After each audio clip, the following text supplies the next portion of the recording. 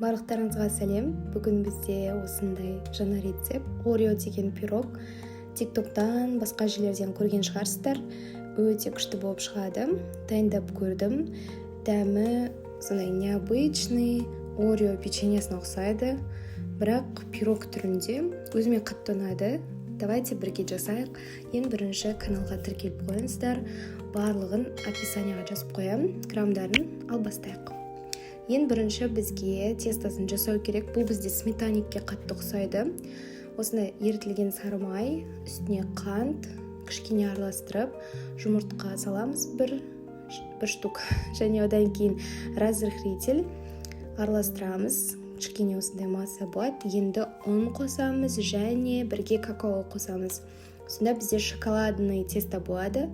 Осындай шоколадный песочный тесто. Осындай күшті болып шығады. Кейін кішкене холодильникке қоя тұрамыз. Енді начинкасына кірсек, бізде осындай қаймақ, осы жолы зенчиканы алдым. Одан кейін 2 жұмыртқа, қант және осының барлығын асықпай араластырып аламыз. Яғни бір массаға бірігеді.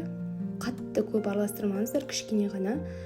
Енді Орео деген печеньені алып, осылай мен 4 штугын осылай үгітіп салдым. Өзіңіз білесіз, енді көбірек салсаңыз да болады, немесе 1-2 штук қана салуға да болады. Мен мына жерде 4-еуін салдым. Кейін осылай кішкене ғана начинкаға біріктіріп жібереміз.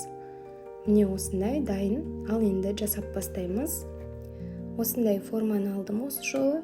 Тестаны кәдімгідей сметаник сияқты жасап шығамыз. Бортик және астын осылай қасықпен әдемілеп жөндеп шықтым. Кішкентай қасықпен. Енді начинкамызды осылай құямыз. Не көріп тұрсыздар, ішінде печеньелары бірге жүреді. Кейін орындарын осылай реттеп жібердім. Және қасықпен қайтадан жөндеп жібердім. Енді үстіне осылай Орео печеньясын қойып шығамыз. Сонда өте әдемі болады. Осындай болып тұрады түрі. Енді духовкаға саламыз 180 градусқа 30-35 минут немесе 40 минутқа дейін пісіреміз. Міне осындай болып бізде пісті. Қазір кесіп сіздерге көрсетем.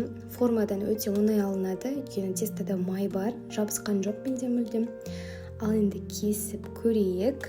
Міне бізде осылай оңай кесіледі. Қараңыздар, кішкене беті күйіп кетті, бірақ ол қатты емес, тек кішкене ғана, поэтому нормально. Дәміне еш әсер етпейді. Міне қараңыздар, осындай болып тұрады. Ішінде печеньелары көрініп тұрады. Бетіндегі печенье тоже жұмсарып, әдемі болады. Енді дәмі деген өте күшті болып шықты. Маған ұнады. Мен көбірек какао қостым. Сол кезде прям шоколадный, прям какаоның дәмі өте күшті шығып тұр. Енді жасап көріңіздер. Өте удачный рецепт. Каналға тіркеліп қойыңыздар.